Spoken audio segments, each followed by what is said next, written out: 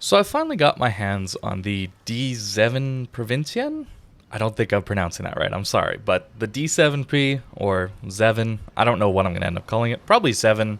That's just easiest for me. But I finally got it, and I actually think this is a pretty good ship, surprisingly. I think a lot of people are underrating this ship a little bit too much, and it's probably just because the airstrikes are very difficult to use. We'll see that in a little bit, but the drop reticle of these airstrikes it's incredibly small. So leading 15 seconds on a tiny little drop reticle, it's really, really difficult, especially given that at these lower tiers, rudder shifts are not that long.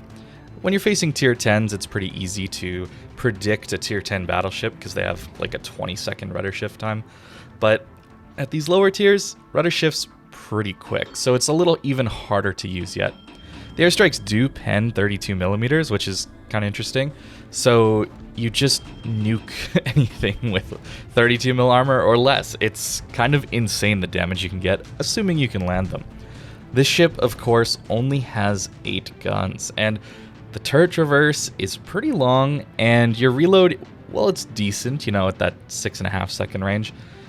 It's not amazing. The DPM is pretty low, and your fire chance, well, all right. It doesn't really make up for that poor DPM. And, well, here we go. We're getting into it already. Not even 5 minutes, well, 5 minutes into this match, and just look at that damage counter. We're at 6,000 right now. And a Synop perfectly in every one of those drops. That is 22 pens, and we're up to 39,000 damage. I mean, if you've seen my other coverage on the Dutch cruisers, you'll know that I hate these airstrikes. I think they're so bad for the game. Just make the game extremely campy and passive. But they're here, and at least with this ship, they're a little bit difficult to use given the smaller drop reticle. The tech tree ones, you got a gigantic area that you're dropping, so it's much, much easier to use. But that said, this thing does get the advantage of extremely fast reload on the airstrikes, which is under a minute, and you can charge up to 3 of them instead of just 2. So you can get those gigantic strikes in, assuming that somebody is just pretty much stationary. It's not like I haven't been able to hit moving targets, though. It's something that you just have to practice with and get a little bit lucky and predict people pretty well. Along with that aiming guide I made, nearly a year ago now, I talked a little bit about aiming at longer ranges. Similar thing here, where you just have to predict what somebody's going to do, and you're going to miss a lot of the time, but eventually you start to understand what that player does, what players typically do in different scenarios, and you'll start hitting more and more drops. So I have not been super consistent with this one, but the Tech Tree Dutch cruisers, I've been pretty consistent with the drops. It's not too difficult to lead those ones specifically. But this ship relies a lot on those airstrikes for damage. I think that your ability to do well in this ship is going to be dictated by your ability to land these airstrikes. And depending on how people play around this ship, it's going to be a lot harder to do that as time goes on. I think people will learn to not just sit bow in when this ship is around, and they'll learn to vary up their movement when this ship is around, right? This Synop, of course, is, well, I think he's turning, and leading him 14 seconds, 15 seconds or so, well, a little bit tricky. You can do it. You know, it's not impossible to do. You know, we get another, 4 pens. Unfortunately, 8 shatters, but another fire, and I think that one might be a little bit permanent. A little sticky fire there, which is pretty nice and gets us up over 50,000 damage. I'm averaging around 75, 79k damage in this ship. I would be more, but I've been trying to play this ship with airstrikes only. So I've had a few games where I've gone airstrikes only, lock my guns right next to my ship, and don't ever use them. So my average would be a little higher, but it's still a pretty respectable average, given that this is a tier 8 cruiser, keep in mind. Something like my Atago is around 80,000 average damage, and that's the cruiser that I've had the longest, I think, in the game as far as tier 8, and a ship that I've played a lot. This ship really does want to use islands to push up. You are this area denial device, like I talked about in my last my last video on the Golden Lion, where you want to be in a position to drop targets of priority, basically. Dropping those radar cruisers, dropping those battleships that are trying to push in or trying to get away. It's a really strong tactic, I think, to use these islands to push up. So you'll notice I haven't really played the cap particularly well in this match, and in fact that kind of backfires given that our Haida is kind of crushing all of my teammates that are trying to push into the cap. So maybe I should have gone back there, and that was a bit of a misplay, but we'll get in there eventually. But in the meantime, we've racked up a pretty respectable amount of damage, I would say, given this is my first actual match in this ship. And I don't even think this has been my best one so far. I think my best game is in that 160, 170k range. This ship is good. I think that it's got an incredibly high skill floor, if that makes sense, where to do even remotely decent in it, you're going to have to be a pretty decent player. And that's a little bit unfortunate given that it's a dockyard ship and the whole, well, they're not really the free ships anymore, but the concept of a dockyard ship, right, is that you play the game a whole lot in a 2-month period and you get a big discount on a premium ship, which is really cool. And that's good for beginners, I think, because it can potentially get you a good premium ship to grind credits on earlier on in your game time, right, where you don't have to spend that full amount on a regular premium ship. But this one I don't think is good for beginners at all. If you're a beginner and you're close to finishing this one and you're thinking, do I spend that extra 4,500 doubloons, somewhere in there, 5,000 doubloons on finishing this ship out, finishing those last couple phases? Unless you really, really want the coal and steel rewards at the end of the Dockyard event, I don't think this is going to be good for you. It really does require someone who is used to playing light cruisers. Again, it is a light cruiser, so you do have to deal with that relatively low HP pool and pretty poor armor. Although, given how skinny this thing is, I've just gone flat broadside to battleships, and more often than not, they just overpen me. So that's one little thing about this ship that does make it a little bit tankier than it seems. Of course, having a heal at tier 8 is a huge bonus, and has allowed me to play this little bit more aggressive role. Using the speed boost and the heal, you can kind of push for islands that you normally wouldn't in a tier 8 cruiser that doesn't have a heal, that kind of thing. You are lacking a hydro, so in a situation like this, it's a little bit uncomfortable, right? We do dodge the torpedoes though. This ship has really poor acceleration without the speed boost, and it has a really long rudder shift actually, somewhere in that 12-second range. So depending on your playstyle, you're going to want to run propulsion mod or rudder shift mod. Personally, I've been running propulsion because I want to use these islands and kind of shoot over them, lob over them, and then use the islands to push up with these airstrikes. That's been kind of the playstyle I've been looking for, and it's worked pretty well so far, honestly. But if you're someone who gets caught broadside a little bit more, you might want to run that rudder. Or if you're thinking of torpedoes, I think rudder is a very good option as well. They're both good. You're not going to go wrong with either one. But the gunpowder on this thing is, it's just okay. I think you're going to feel like these guns are pretty weak. And I've felt that way, and I've had some pretty poor games in this ship, as well as these really good ones. Don't get me wrong. I've had some games where I do less than 30,000 damage just because it's impossible to get in range with these airstrikes, and, well, when you're forced to play so far away with these poor guns in tier 10 games, you're gonna die pretty quickly to a lot of these tier 10 battleships. But that's not every match, and these airstrikes can be pretty hilarious when you get them working. That is actually a triple fire on that guy. Of course, he can just damage control it. So I think the strategy to using these airstrikes on this ship in particular is going to be at the beginning of the game, you let all 3 charge up and you use one of them. And then you just constantly use that one, keeping 2 in reserve. And when you finally get a target of really good opportunity, like that Sinop earlier on, maybe this Colorado like I just did, you use that 1 strike on them. Hopefully you get a fire.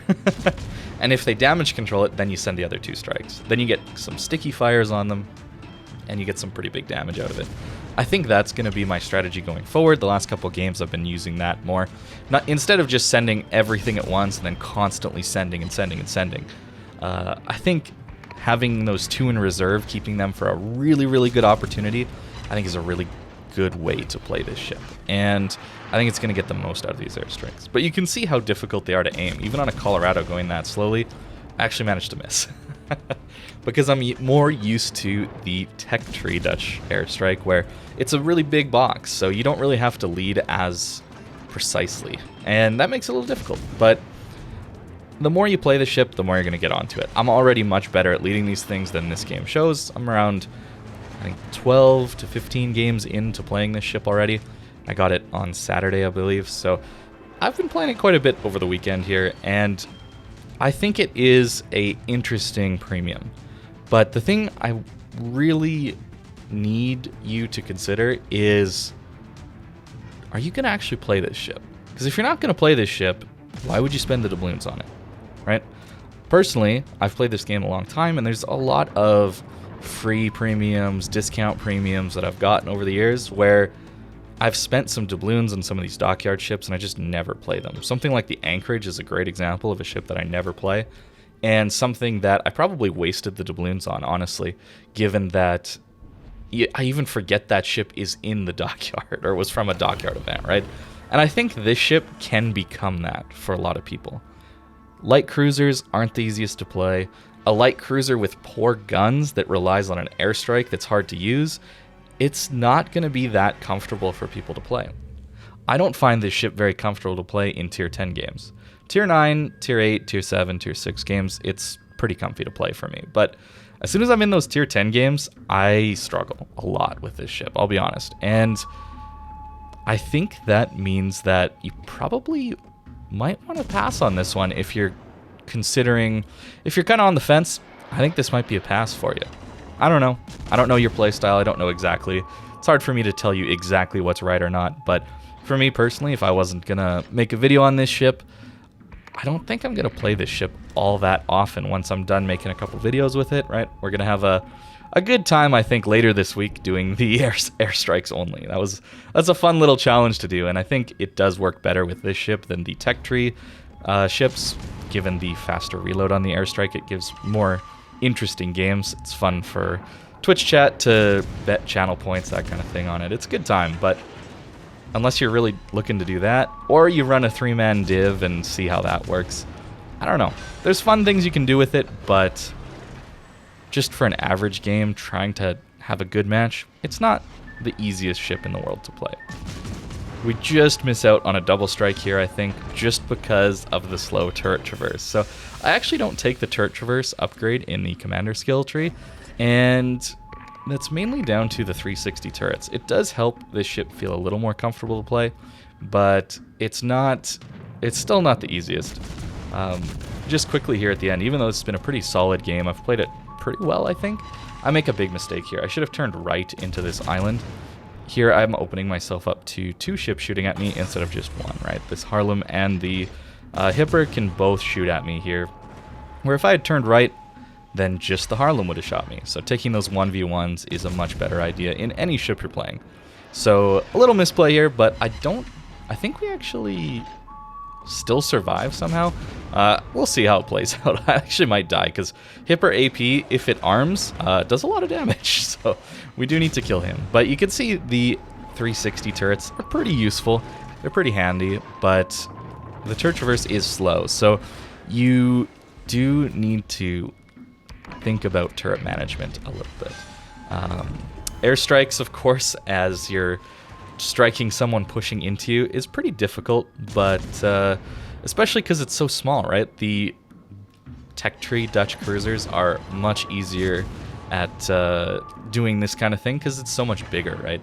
You have a 15-second window to evade these airstrikes, but I mean, given the size of the Tech Tree ones, it's much easier to hit them even when somebody starts to evade. Whereas these ones, if somebody turns their rudder a little bit, shifts their speed a little bit, or more than likely, in my case, my aim is just a little bit off, then I end up struggling to hit them at all when people are really aware of me hitting sending these at them. But that's gonna, I think, be the game. We get a lot of fires in this one. 16 fires is quite a bit, probably more than average. But we did get 67 bomb hits after all, and we ended up with 4 kills, not quite the Kraken on that Harlem. I think our Cleveland ended up finishing him off. But a really, really solid game, and you can see just how much damage we did to that poor Sinop. That was a 35k strike. Another nearly 20k to that Colorado. So, pretty insane power when you hit them. So for the build that I've been running on this thing, it's, well, pretty standard so far, I think, compared to my tech tree ships that I've been running. I run the same commander at the moment. IFHE is a consideration on this ship, just so you can pen 32 with your main guns, because they're 152 mil. But you already pen 30, which is most cruisers, and battleships have such gigantic superstructures that you can just hit that anyway. You give up a lot of fire chance if you do that, right? So keeping that 11% fire chance, I think, is useful. But I am running gun feeder. Sometimes you do want to switch to AP. Not so much on this ship, given that the AP's not amazing, but especially on the tech tree ships, you definitely want to be swapping back and forth using the correct ammo type for the situation.